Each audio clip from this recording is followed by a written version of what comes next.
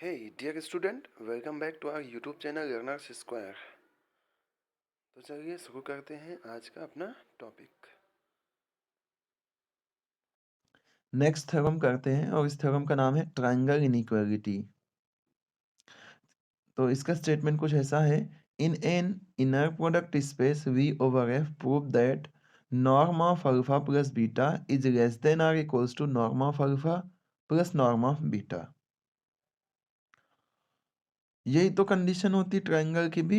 Triangle की कोई भी दो साइड का प्लस करोगे तीसरी साइड से हमेशा बड़ा रहेगा, है ना। ऐसा ही कुछ यहाँ पे है कि norm of alpha plus beta क्या रहेगा, less than or equals to रहेगा norm of alpha plus norm of beta. तो कर देते हैं स्टार्ट।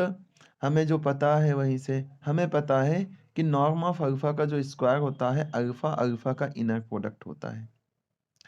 अगर ये अल्फा अल्फा का इनर प्रोडक्ट होता है तो अगर हम बात करें norm of alpha plus beta के स्क्वायर की, तो ये इनर प्रोडक्ट हो जाएगा अल्फा प्लस बीटा का अल्फा प्लस बीटा से, है ना।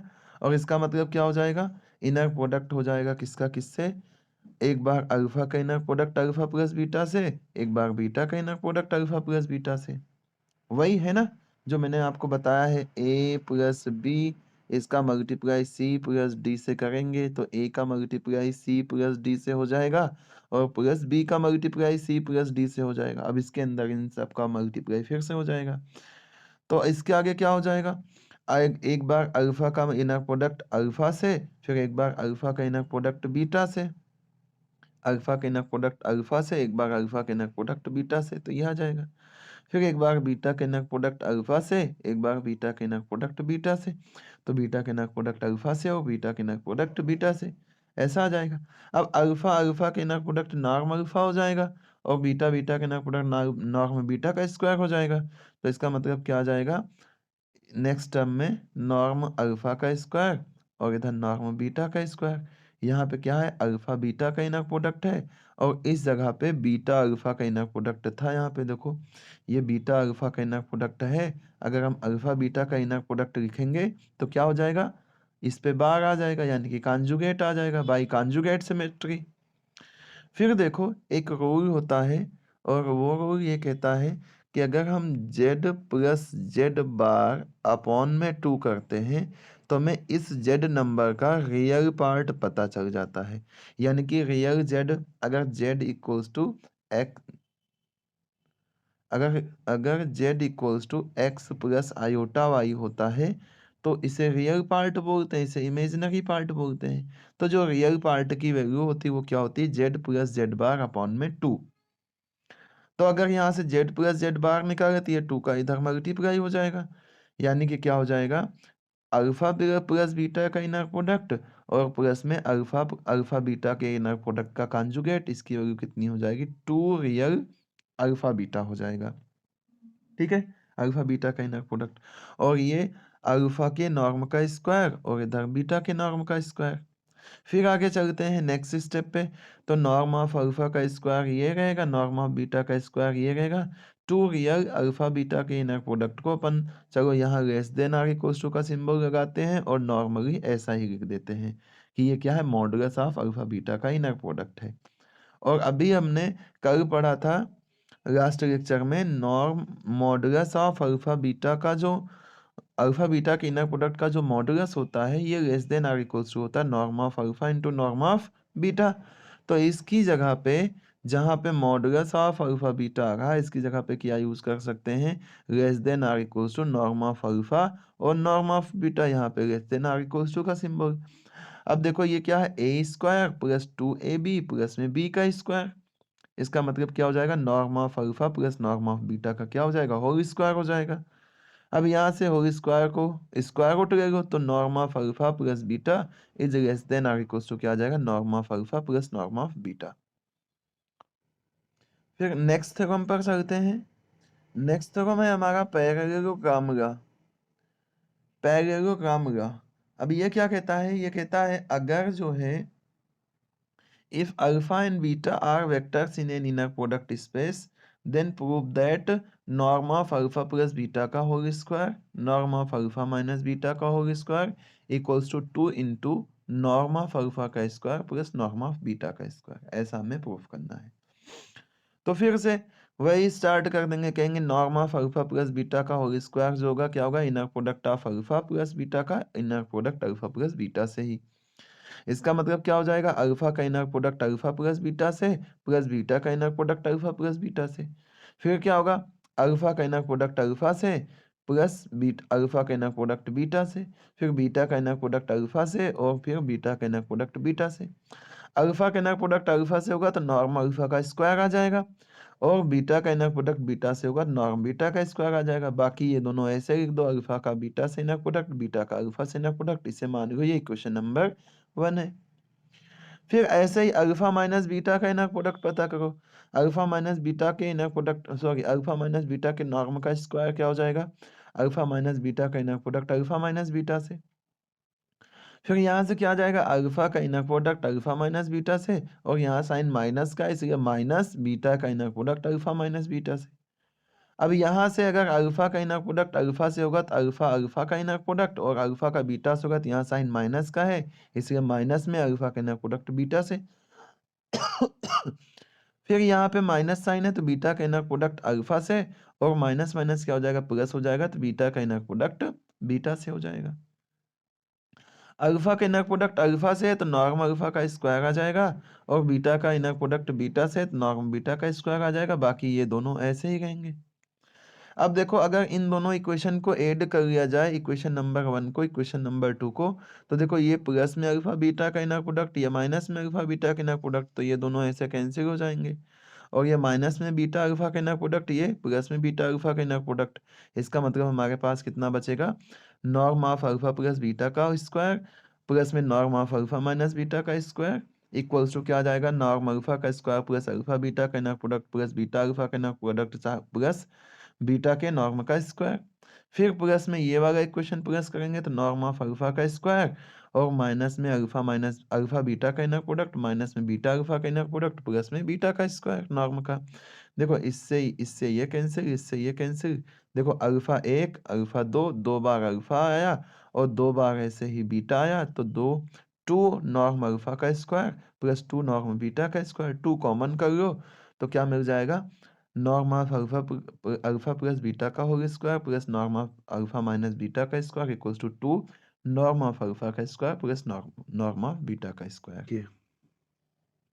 नेक्स्ट है क्वेश्चन, और क्वेश्चन भी थ्योरम के जैसा ही है, या यूं कह दे थ्योरम क्वेश्चन के जैसा है।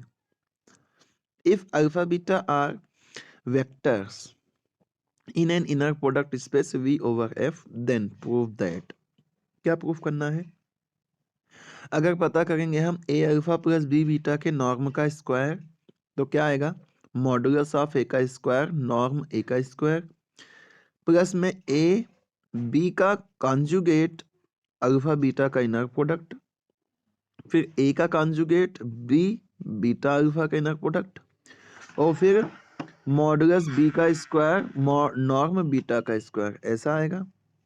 और दूसरा है, अगर हम रियल पार्ट पता करते हैं अल्फा बीटा के इनर प्रोडक्ट का, तो ये आएगा 1/4 अल्फा प्लस बीटा के नॉर्म का स्क्वायर माइनस में 1/4 अल्फा माइनस बीटा के नॉर्म का होल स्क्वायर, ऐसा आएगा। तो आ जाते हैं प्रूफ पे और स्टार्ट कर देते हैं यहीं से, ए अल्फा प्लस बी बीटा के नॉर्म का स्क्वायर। चलो देखो लिख के बता देता हूं मैं। अगर हम पता करें, क्या हमें पता है पहले से ही, क्या पता है हमें, कि अगर हम पता करते हैं नॉर्म अल्फा का स्क्वायर तो ये आता है अल्फा का इनर प्रोडक्ट अल्फा से। तो अगर हम पता करने जाएं, देयरफॉर अगर हम पता करने जाएं ए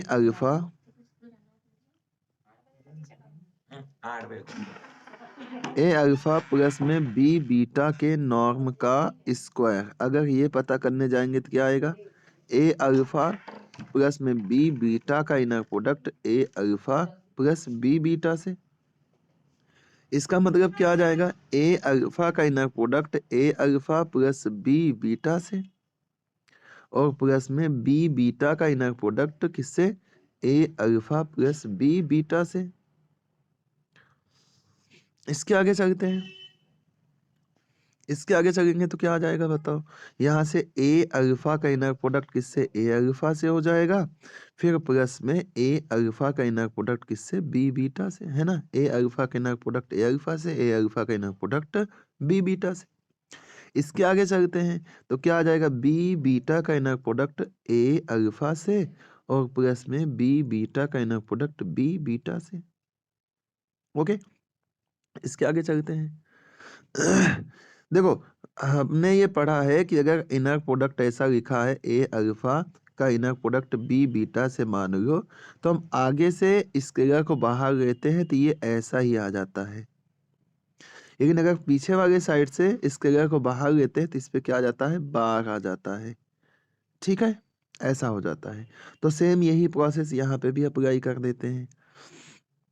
यहाँ से देखो, अगर ए आगे से बाहर आएगा तो क्या आएगा, ए आएगा, और पीछे वाला ए बाहर आएगा तो ए पे क्या आ जाएगा, बाहर आ जाएगा, और अल्फा का इनर प्रोडक्ट अल्फा से। प्लस यहाँ से ए बाहर आगे से तो ऐसा ही, और बी पीछे से आएगा तो बी पे क्या आ जाएगा, बाहर आ जाएगा, और अल्फा बीटा का इनर प्रोडक्ट। फिर बी आगे से आ रहा तो बी ऐसा ही, और अल्फा ए पीछे से आ रहा तो ए पे क्या आ जाएगा, बाहर आ जाएगा, बीटा और अल्फा का इनर प्रोडक्ट। फिर प्लस बी आगे से आ रहा है तो बी ऐसा ही, बी पीछे से आएगा तो बी पे बार, और बीटा का इनर प्रोडक्ट किससे, बीटा से। अब देखो, अगर कहीं पे ऐसा होता है जेड का मल्टीप्लाई जेड बार से होता है तो क्या होता है, मॉडुलस ऑफ जेड का क्या हो जाता है, स्क्वायर हो जाता है। और कहीं पे क्या अल्फा का इनर प्रोडक्ट अल्फा से रहता है तो उसकी जगह पे क्या आता है, नॉर्म अल्फा का स्क्वायर आता है। इसका मतलब यहाँ पे क्या आ जाएगा, मॉडुलस में ए का स्क्वायर नॉर्म ऑफ अल्फा का स्क्वायर, प्लस में ए बी पे बार है तो ऐसा ही अल्फा का इनर प्रोडक्ट बीटा से, फिर ए बार आगे और बी पीछे और बीटा का इनर प्रोडक्ट अल्फा से, प्लस बी बी का बार क्या हो जाएगा, मॉडुलस बी का स्क्वायर हो जाएगा, बीटा बीटा का इनर प्रोडक्ट नॉर्म बीटा का क्या हो जाएगा, स्क्वायर हो जाएगा, खत्म हो जाएगा ये। तो सेकेंड पार्ट जो प्रूव करना है इसमें राइट हैंड साइड ले लेते हैं अपन। कहते हैं स्टार्ट यहाँ से कर देते हैं 1/4 और norm of alpha plus beta का square minus norm of alpha minus beta का स्क्वायर। अल्फा प्लस बीटा के नॉर्म का स्क्वायर, इसका मतलब क्या आ जाएगा, अल्फा प्लस बीटा का inner product alpha plus beta से, और माइनस अल्फा माइनस बीटा का inner product alpha minus beta से। नेक्स्ट स्टेप पे आएंगे तो अल्फा का inner product alpha plus beta से, और बीटा का inner product alpha plus beta से। सेम यहाँ पे माइनस अल्फा का inner product alpha minus beta से, और बीटा का inner product alpha minus beta से।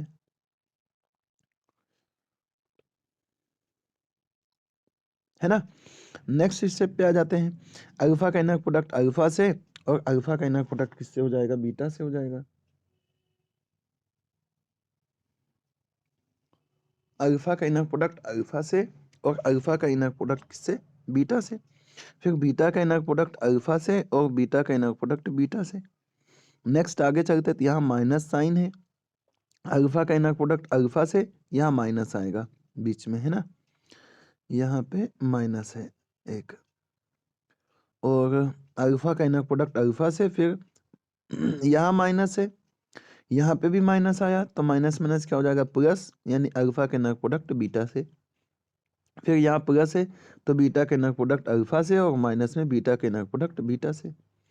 अब देखो, जो जो सेम मिल रहे हैं प्लस माइनस में कैंसिल कर दो, अल्फा का इनर प्रोडक्ट अल्फा से माइनस प्लस में, अल्फा का इनर प्रोडक्ट अल्फा से माइनस में कैंसिल, बीटा का इनर प्रोडक्ट बीटा से प्लस में, बीटा का इनर प्रोडक्ट बीटा से माइनस में।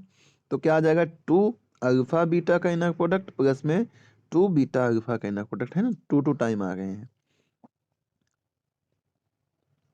2 टाइम आ गए हैं तो 2 से इस 4 को कैंसिल कर देंगे तो 1/2 बचेगा अपने पास, और अल्फा का इनर प्रोडक्ट बीटा से, और बीटा का इनर प्रोडक्ट अल्फा से। अब देखो, हमने ये पढ़ रखा है कि अगर अल्फा बीटा का इनर प्रोडक्ट है तो इसको अपन क्या लिख सकते हैं, बीटा अल्फा पे बार लगा के लिख सकते हैं, और अगर बीटा अल्फा का इनर प्रोडक्ट है तो अल्फा बीटा का बार लगा के लिख सकते हैं। और फिर हमने एक और फार्मूला पढ़ रखा है कॉम्प्लेक्स में कि Z plus Z bar upon में 2 जो होता है ये रियल जेड के इक्वल होता है। और यहाँ पे देखो, अल्फा बीटा का इनर प्रोडक्ट और अल्फा बीटा के इनर प्रोडक्ट का बार है अपॉन में 2 है। इसका मतलब क्या आ जाएगा, 2 रियल जेड आ जाएगा यहाँ से, यानी कि 2 रियल अल्फा बीटा आ जाएगा। 2 से 2 कैंसिल हो जाएगा, यानी कि रियल अल्फा बीटा आ जाएगा। यही हमें प्रूफ करके बताना था, यानी कि यही LHS है। नेक्स्ट क्वेश्चन है, if alpha and beta are vectors in an inner product space V over F such that modulus of alpha beta का modulus of inner product of alpha beta equals to norm alpha into norm beta, that is Schwarz inequality, then reduced inequality, the alpha beta are linearly independent। यानी कि अगर modulus of inner product of alpha beta equals to norm alpha norm beta है, तो ये क्या होंगे, linearly dependent होंगे। तो आ जाते हैं प्रूफ पे, देखते हैं।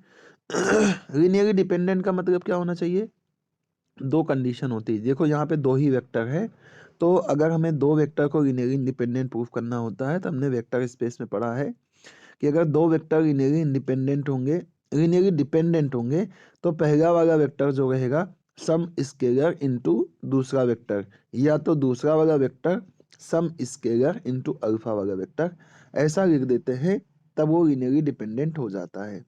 ठीक है, या तो हम ऐसा लिखें a alpha plus B beta equals to 0 करें, और ए और बी दोनों को देखें, दोनों में से कोई एक नॉन जीरो होना चाहिए कम से कम, या तो दोनों नॉन जीरो हो जाए या तो दोनों में से कोई एक स्केलर नॉन जीरो रहेगा, तो लिनियरली डिपेंडेंट कहलाएगा। चलिए देखते हैं क्या होगा। तो इसको प्रूफ करने के लिए आगे चलते हैं और मान लेते हैं अगर अगर ऐसा हो जाए कि अल्फा की वैल्यू 0 हो जाए, अल्फा की वैल्यू 0 हो जाएगा, तब क्या होगा, एक वेक्टर 0 हो गया, एक वेक्टर 0 हो गया, तो ये लिनियरली डिपेंडेंट हो जाएगा। अब अगर अल्फा की वैल्यू 0 नहीं है, तो हम इसकी हेल्प से अपने मन से मान लेंगे गामा की वैल्यू, और बोलेंगे गामा इक्वल्स टू कितना है, गामा इक्वल्स टू है बीटा अल्फा का inner, sorry beta minus beta alpha का इनर प्रोडक्ट अल्फा अपॉन में नॉर्म अल्फा का स्क्वायर। फिर इसके आगे चलेंगे, कहेंगे गामा का इनर प्रोडक्ट हम गामा से ही पता कर लेते हैं। तो थोड़ा सा अगर याद करो तो स्वार्ज इनइक्वालिटी में ऐसा ही कुछ हमने प्रूफ करा था, है ना, ऐसा इनर प्रोडक्ट पता करा था। तो क्या आ जाएगा, इसका मतलब beta minus beta alpha alpha upon norm alpha का स्क्वायर, नॉर्म अल्फा का क्या है, स्क्वायर है, यहाँ पे भी स्क्वायर है, इसका स्क्वायर, इसका इनर प्रोडक्ट बीटा माइनस क्या, बीटा अल्फा का inner product alpha upon norm alpha का स्क्वायर, इससे होगा। तो क्या हो जाएगा, बीटा का इनर प्रोडक्ट बीटा माइनस इतने से, और फिर यहाँ पे डायरेक्ट स्टेप सॉल्व किया हुआ है। चलो सॉल्व करके बता देता हूँ। देखो क्या है, बीटा माइनस बीटा अल्फा का इनर प्रोडक्ट अल्फा अपॉन में नॉर्म अल्फा का स्क्वायर, नॉर्म अल्फा का स्क्वायर, इसका इनर प्रोडक्ट है बीटा माइनस बीटा अल्फा का इनर प्रोडक्ट अल्फा अपॉन में नॉर्म अल्फा का स्क्वायर, ऐसा है। यहाँ से क्या आ जाएगा, बीटा का inner product beta minus beta alpha का inner product alpha upon norm alpha का स्क्वायर एक ब्रैकेट में, और यहाँ साइन माइनस का है तो यहाँ माइनस साइन, और कितना, बीटा अल्फा का inner product alpha upon norm alpha का स्क्वायर, और इसका इनर प्रोडक्ट किससे, बीटा माइनस बीटा अल्फा का inner product alpha upon norm alpha का स्क्वायर, ऐसा हो जाएगा। इसके आगे चलते हैं तो क्या हो जाएगा, बीटा का इनर प्रोडक्ट बीटा से हो जाएगा, यहाँ माइनस साइन तो माइनस, देखो ये स्केलर है ये भी स्केलर है, तो पहले तो अभी लिख दो बीटा का इनर प्रोडक्ट बीटा अल्फा का इनर प्रोडक्ट अल्फा अपॉन में नॉर्म अल्फा का स्क्वायर, ऐसा, और फिर माइनस में यहाँ से बीटा अल्फा का इनर प्रोडक्ट अल्फा अपॉन में नॉर्म अल्फा का स्क्वायर, इसका इनर प्रोडक्ट किससे, बीटा से, और इसके आगे चलेंगे तो देखो यहाँ भी माइनस, तो क्या आ जाएगा, प्लस आ जाएगा, बीटा अल्फा का इनर प्रोडक्ट अल्फा अपॉन में नॉर्म अल्फा का स्क्वायर, और इसका इनर प्रोडक्ट किससे, बीटा अल्फा और अल्फा अपॉन में नॉर्म अल्फा का स्क्वायर, ऐसा हो जाएगा। अब देखो यहां से क्या हुआ, यहां से क्या आ जाएगा, this is equals to beta का इनर प्रोडक्ट बीटा से, तो लिख सकते हैं नॉर्म बीटा का स्क्वायर माइनस, देखो यहाँ से ये पीछे है, ये इतनी क्वांटिटी जो है क्या है, पीछे वाले इस वेक्टर के साथ में है, तो ये जब बाहर आएगा तो बीटा अल्फा का के इनर प्रोडक्ट का क्या आएगा, बाहर आएगा, अपॉन में नॉर्म अल्फा का क्या आएगा, स्क्वायर, और यहाँ से बीटा बचेगा, इधर अल्फा बचेगा, इनका इनर प्रोडक्ट। फिर यहाँ आगे के पोर्शन से ये बीटा अल्फा बाहर आएगा तो माइनस में बीटा अल्फा का इनर प्रोडक्ट अपॉन में नॉर्म अल्फा का स्क्वायर, और कितना बचेगा, अल्फा बीटा का इनर प्रोडक्ट। फिर क्या आ जाएगा, प्लस में कितना, बीटा अल्फा, ये आगे से बाहर आएगा तो ऐसा का ऐसा ही, और ये जब पीछे से बाहर आएगा तो क्या आ जाएगा, बीटा अल्फा के इनर प्रोडक्ट का कॉन्जुगेट, अपॉन में नॉर्म अल्फा आगे वाले में भी है और नॉर्म अल्फा पीछे वाले में भी है, इसका स्क्वायर दोनों जगह पे, और ऊपर क्या होगा, अल्फा का इनर प्रोडक्ट अल्फा से, अल्फा का इनर प्रोडक्ट अल्फा से किसके इक्वल होता है, नॉर्म अल्फा का स्क्वायर, तो इससे ये हो जाएगा कैंसिल आउट। ओके, हमें प्रूफ क्या करना है,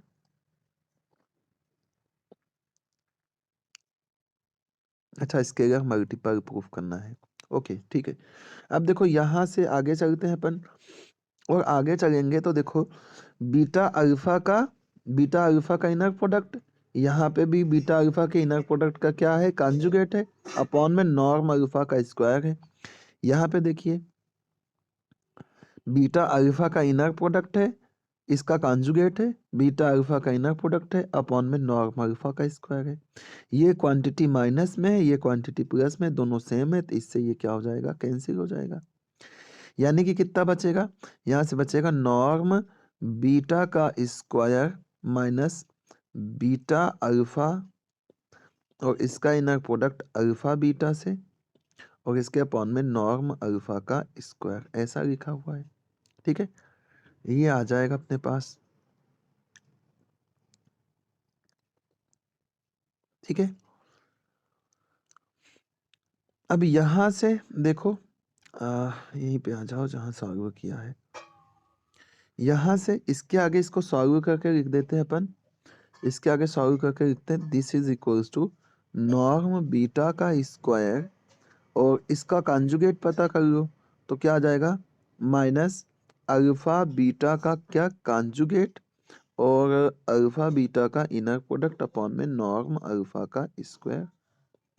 और यहाँ से क्या हमें पता है, जेड जेड बार क्या होता है, मॉडुलस में जेड का क्या हो जाता है, स्क्वायर हो जाता है, यानी कि इसकी वैल्यू क्या हो जाएगी, नॉर्म बीटा का स्क्वायर, और माइनस में कितना, अल्फा बीटा के इनर प्रोडक्ट का क्या, मॉडुलस अपॉन में नॉर्म अल्फा, ऐसा लिख सकते हैं इसका स्क्वायर।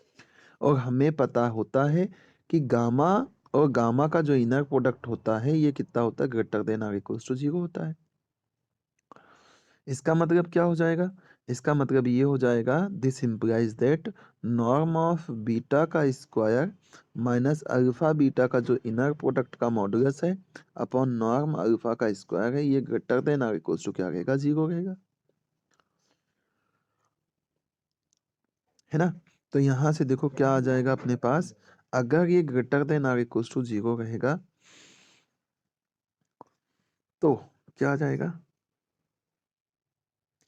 यहाँ पे ये कंडीशन ना यूज करके, inner product greater than or equals to 0 होता है, ये ना यूज करके यहाँ पे जो स्टेटमेंट में दिया हुआ है इसका यूज कर लेते हैं।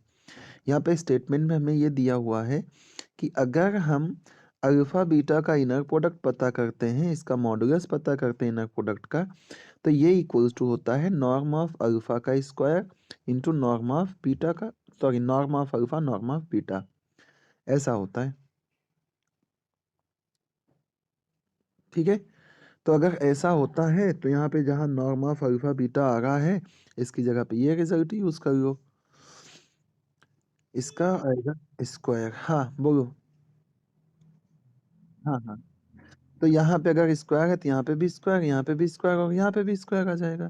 इसका मतलब क्या आ जाएगा, this is equals to norm of beta का स्क्वायर माइनस में कितना आ जाएगा यहाँ से, मॉडुलस में नॉर्म ऑफ अल्फा का स्क्वायर और नॉर्म ऑफ बीटा का स्क्वायर अपॉन में नॉर्म ऑफ अल्फा का स्क्वायर, ये आ जाएगा। इससे ये हो जाएगा कैंसिल, तो नॉर्म ऑफ बीटा का स्क्वायर नॉर्म ऑफ बीटा का स्क्वायर क्या आ जाएगा, नॉर्म ऑफ बीटा का स्क्वायर माइनस में नॉर्म ऑफ बीटा का स्क्वायर, यानी कि ये वैल्यू क्या आ जाएगी, 0 आ जाएगी। यानी कि गामा का अपन ने गामा से इनर प्रोडक्ट निकाला तो ये क्या हो जाएगा, गामा के 0 के इक्वल आ रहा है। और हमें पता है अगर हम वेक्टर्स का इनर प्रोडक्ट निकालते हैं वो 0 के इक्वल होता है, तो ये केवल और केवल तभी हो सकता है जब वो खुद वेक्टर किसके इक्वल हो, 0 के इक्वल हो। This is equals to 0 if and only if gamma equals to 0। और गामा की वैल्यू हमने कितनी मानी है, गामा की वैल्यू हमने मानी बीटा माइनस में बीटा अल्फा का इनर प्रोडक्ट, अल्फा बाहर और नॉर्म ऑफ अल्फा का स्क्वायर, ये 0 के इक्वल होगा। और अगर ये 0 के इक्वल होगा तो इसका मतलब बीटा इक्वल्स टू कितना है, बीटा इक्वल्स टू है बीटा अल्फा का इनर प्रोडक्ट अपॉन में नॉर्म अल्फा का स्क्वायर और अल्फा बाहर।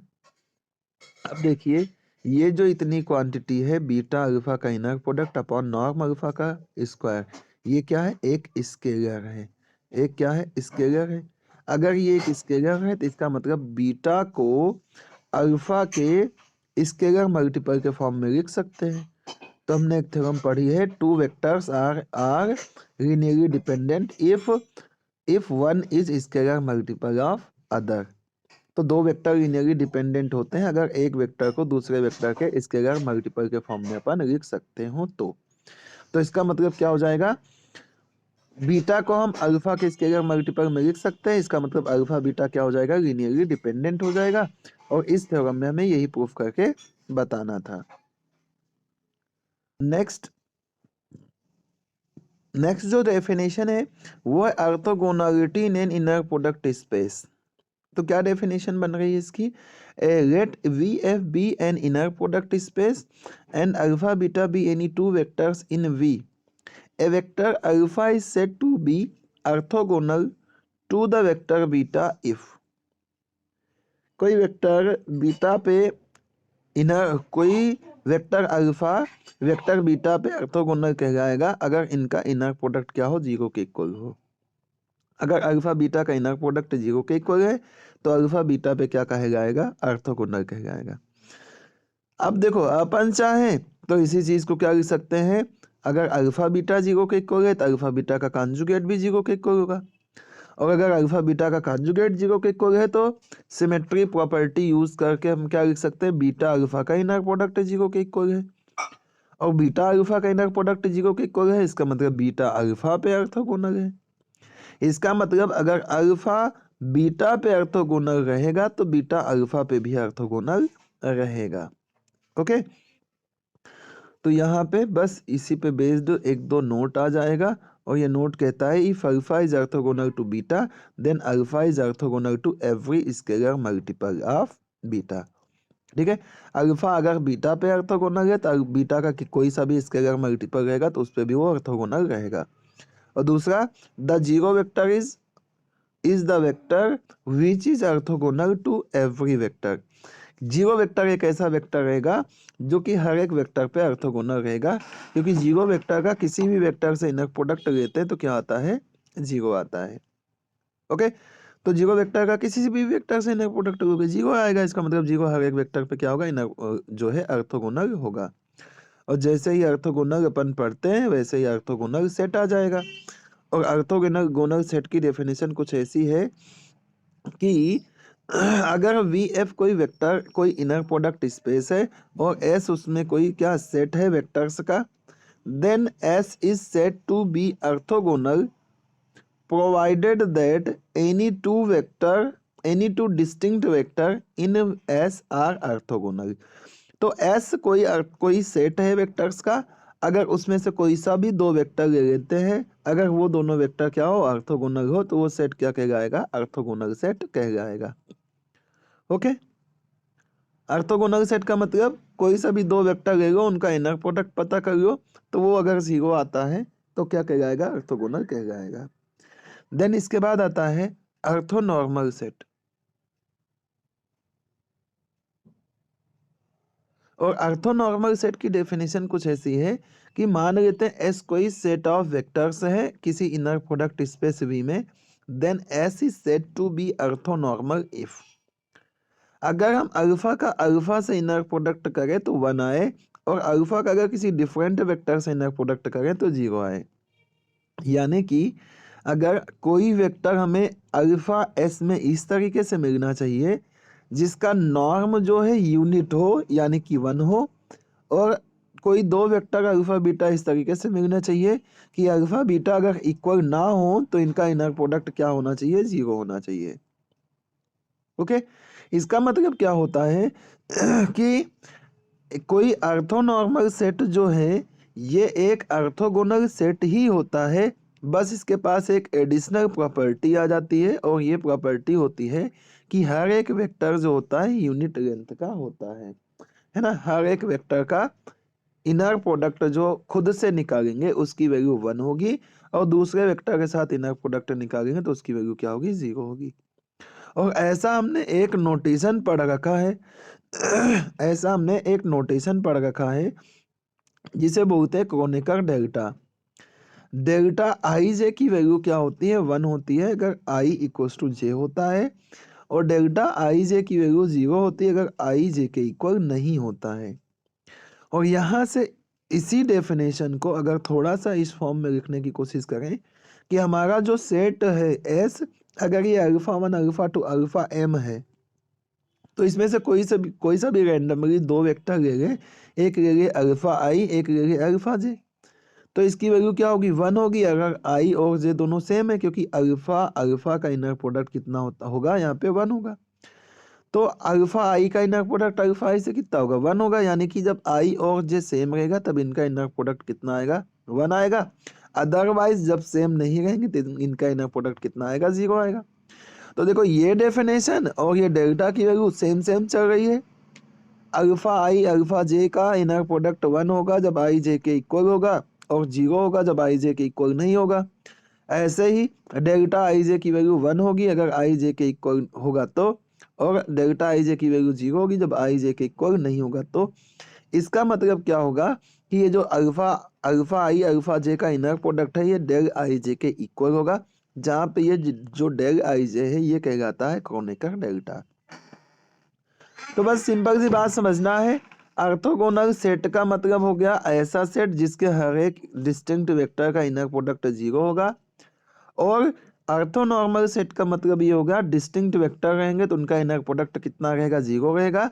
और अगर सेम वेक्टर्स रहेंगे तो इनका इनर प्रोडक्ट कितना रहेगा, 1 रहेगा। यानी कि नॉर्म अल्फा की वैल्यू कितनी रहेगी, 1 रहेगी।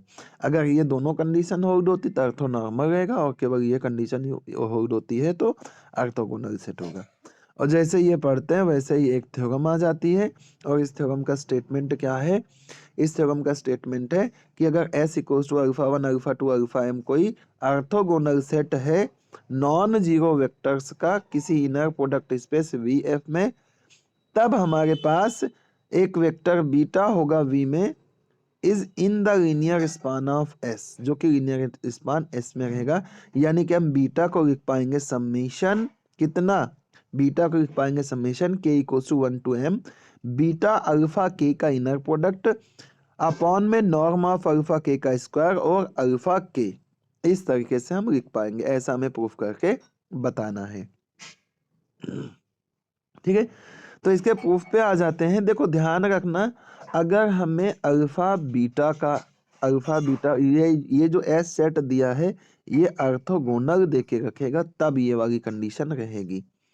अगर ऑर्थो नॉर्मल रहेगी तो ये कंडीशन क्या हो जाएगी, बदल जाएगी।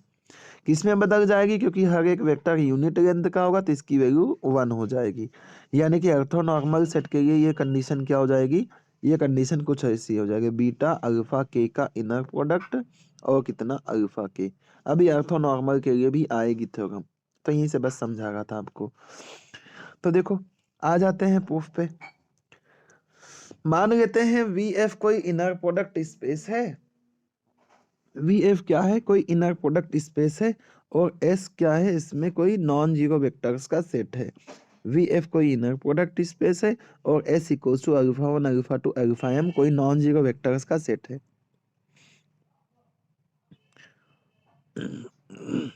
और ये जो एस सेट है ये क्या है, एक ऑर्थोगोनल सेट है। अगर ये एक ऑर्थोगोनल सेट है और सिंस स्टेटमेंट में दिया है बीटा क्या है, इसके लीनियर स्पान का एलिमेंट है, तो अगर बीटा इसके लीनियर स्पान का एलिमेंट है तो बीटा को क्या लिख सकते हैं हम, बीटा को लिख सकते हैं linear combination of elements of S. और अगर ऐसा लिख सकते हैं तो बीटा को हम कैसा लिख सकते हैं, बीटा को लिख सकते हैं कितना, A1 alpha 1 plus A2 alpha 2 plus and so on plus AM alpha M, ऐसा लिख सकते हैं। और इसी चीज को हम समेशन के फॉर्म में लिख सकते हैं कि बीटा इक्वल्स टू क्या आएगा, summation I equals to 1 to M AI alpha I, और इसे इक्वेशन नंबर 1 मान के छोड़ देते हैं। ये आ गई किसकी वैल्यू, बीटा की वैल्यू आ गई। अब क्या करते हैं, बीटा का अल्फा के से इनर प्रोडक्ट पता करते हैं। बीटा का अगर अल्फा के से इनर प्रोडक्ट पता करेंगे तो बीटा की वैल्यू ये लिखी ऊपर, समेशन AI अल्फा I, और इसका इनर प्रोडक्ट किससे, अल्फा के से। अगर इसका इनर प्रोडक्ट अल्फा के से करेंगे तो यहाँ पे देखिए ये तो समेशन है और ये AI स्केलर क्वांटिटी है, और इनर प्रोडक्ट में वेक्टर क्वांटिटी रहती है, स्केलर तो बाहर चला जाता है। तो ये देखो स्टार्टिंग वाले में है तो स्केलर ऐसा कैसा क्या आ जाएगा, बाहर आ जाएगा। अल्फा I का इनर प्रोडक्ट अल्फा के से हो जाएगा। और हमने ये पढ़ रखा है कि ये क्या है, ऑर्थोगोनल है। ऑर्थोगोनल है तो क्या होगा, इसका मतलब अल्फा के का इनर प्रोडक्ट अल्फा के से रहेगा, तब तक ये जीरो नहीं होगा, बाकी सबके साथ इनर प्रोडक्ट क्या हो जाएगा, जीरो हो जाएगा। अगर अर्थो नॉर्मल नॉर्मल होती तो इसकी वैल्यू 1 हो जाती, लेकिन ये अर्थो नॉर्मल नहीं है, ऑर्थोगोनल है, इसलिए हमें केवल वैल्यू कहाँ पे मिलेगी, के वाले पॉइंट पे वैल्यू मिलेगी। यानी कि अल्फा I का इनर प्रोडक्ट अल्फा के से होगा तो केवल किस पे होगा, अल्फा के पे वैल्यू हमें ये मिलेगी, अल्फा के का इनर प्रोडक्ट अल्फा के से। और अल्फा के का इनर प्रोडक्ट अगर अल्फा के से होता है तो नॉर्म अल्फा के का स्क्वायर आ जाता है ना। इसका मतलब क्या हुआ, इसका मतलब ये हुआ कि बीटा का इनर प्रोडक्ट अल्फा के से किया गया तो हमारे पास कितना वैल्यू आ गई, हमारे पास आ गई ए के नॉर्म ऑफ अल्फा के का क्या स्क्वायर ही आ गया। यहाँ से अगर हम ए के की वैल्यू निकाल लें, यहाँ से अगर हम ए के की वैल्यू निकाल लें, फाइंड आउट कर लें, तो ए के की वैल्यू कितनी आ जाएगी, inner product of beta alpha के अपॉन में नॉर्म अल्फा के का स्क्वायर, है ना। यानी कि ये आएगी, यहाँ पे अल्फा के लिखा है, ये गलत लिखा हुआ है, ये ए के है, ये ए के की वैल्यू हो गई। अब अगर इस ए के की वैल्यू ले जा करके यहाँ पे अपन पुट कर दे बीटा वाली जगह पे, यानी कि AI की जगह पे, और यहाँ ले जाके अगर अपन पुट कर देंगे तो बीटा की वैल्यू कितनी आ जाएगी, summation I equals to 1 to M beta alpha के बाहर और नॉर्म ऑफ अल्फा के का स्क्वायर, ये हमारे पास वैल्यू आ जाएगी। और यही हमें प्रूफ करके बताना था। बोलिए समझ में आ गया आप लोगों को क्या। नेक्स्ट थ्योरम यही सेम टू सेम थ्योरम है, बस अर्थो नॉर्मल सेट के लिए है। तो कह रहा है let S equals to alpha 1 alpha 2 alpha M be an orthonormal set in an inner product space V if B is in linear span of S then, अगर सॉरी बीटा, अगर beta S के linear span में है तो हमारे पास क्या होगा, beta equals to summation K equals to 1 to M beta alpha K का इनर प्रोडक्ट और अल्फा के। तो फिर से वैसा ही पिछली थ्योरम के जैसा ही मान लेते हैं V कोई इनर प्रोडक्ट स्पेस है, S कोई ऑर्थोनॉर्मल सेट है जिसके पास alpha 1 alpha 2 alpha M vector है, और स्टेटमेंट में देके रखा कि बीटा इसके लीनियर स्पान में है, यानी कि बीटा बिलोंग्स टू LS। और बीटा अगर LS में बिलोंग करेगा तो हम क्या लिख सकते हैं, beta equals to linear combination of elements of S लिख सकते हैं। यानी कि अल्फा 1 A1 बीटा को क्या लिख सकते हैं, A1 alpha 1 plus A2 alpha 2 plus AM alpha M, ऐसा लिख सकते हैं। और इसे समेशन के फॉर्म में लिख सकते हैं, summation I equals to 1 to M AI alpha I, ऐसा लिख सकते हैं। और अगर ऐसा लिख सकते हैं तो बीटा का इनर प्रोडक्ट पता करो किससे, अल्फा के से। बीटा का इनर प्रोडक्ट अगर अल्फा के से पता करोगे तो बीटा की वैल्यू कितनी है, समेशन AI अल्फा I और summation I equals to 1 to M है, और इसका इनर प्रोडक्ट AI A के से। अब देखो अगर यहाँ पे देखें तो AI क्या है, स्केलर है। AI अगर स्केलर है तो क्या होगा, ये समेशन के बाहर, ये मतलब इस इनर प्रोडक्ट के बाहर आएगा। और अगर इनर प्रोडक्ट के बाहर आएगा तो ए आई का इनर प्रोडक्ट अल्फा आई का इनर प्रोडक्ट अल्फा कैसे होगा। और ऑर्थोनॉर्मल सेट में क्या होता है, अल्फा आई का इनर प्रोडक्ट अल्फा कैसे है, तो इसकी जगह पे क्या लिख सकते हैं, क्रोनेकर डेल्टा लिख सकते हैं। इसकी वैल्यू 1 होगी अगर आई इक्वल्स टू के हो, और इसकी वैल्यू 0 होगी जब आई इक्वल्स टू के ना हो। तो आई इक्वल्स टू के लिए इसकी वैल्यू 1 हो जाएगी और बाकी सबके लिए 0 हो जाएगी। तो यानी हमें कितना मिलेगा, ए के इंटू 1 इक्वल्स टू बीटा और अल्फा का एक के का इनर प्रोडक्ट। इसका मतलब यहाँ से ए के की वैल्यू कितनी आ गई, बीटा अल्फा के का इनर प्रोडक्ट, और इसकी वैल्यू ये ले जाके यहाँ पे अपन पुट कर देंगे, बीटा इक्वल्स टू इतना होता है। यहाँ पे पुट कर देंगे, ए के की वैल्यू कितनी बच जाएगी, देखो summation I equals to 1 to m beta alpha K का इनर प्रोडक्ट और अल्फा के। तो ये जो ए आई आ रहा था इसी की वैल्यू यहाँ से निकाल ली हमने, है ना। ए आई जो यहाँ पे आ रहा था इसी की वैल्यू निकाल ली, इसकी जगह पे जो हमने यहाँ पे कैलकुलेट किया था वो वाली वैल्यू पुट कर दी, तो हमारे पास बीटा की वैल्यू ये आ जाएगी और खत्म हो जाएगा ये। नेक्स्ट थ्योरम आ जाती है, और ये थ्योरम है any orthogonal set of non-zero vectors in an inner product space V over F is linearly independent। अगर किसी इनर प्रोडक्ट स्पेस में नॉन जीरो वेक्टर्स का ऑर्थोगोनल सेट है तो वो क्या होगा, लीनियरली इंडिपेंडेंट होगा। और लीनियरली इंडिपेंडेंट का मतलब स्केलर्स की वैल्यू क्या हो जाए, 0 हो जाए। तो मान लेते हैं कि वी एफ कोई इनर प्रोडक्ट स्पेस है और एस कोई क्या है, ऑर्थोगोनल सेट है। तो ऑर्थोगोनल सेट है तो इसके पास एस इक्वल्स टू मान लेते हैं alpha 1 alpha 2 alpha m vectors है। ये कोई आर्बिट्रेरी सॉरी ये S1 कोई सबसेट है S का, है ना। जो ऑर्थोगोनल सेट हम S मान रहे हैं इसका कोई सबसेट मान लेते हैं S1, और ये क्या है, अल्फा 1 अल्फा 2 अल्फा m है। ये क्या है, ये सबसेट है इसका S का। और फिर मान लेते हैं A1 A2 AM, ये क्या है, ये फील्ड के एलिमेंट है।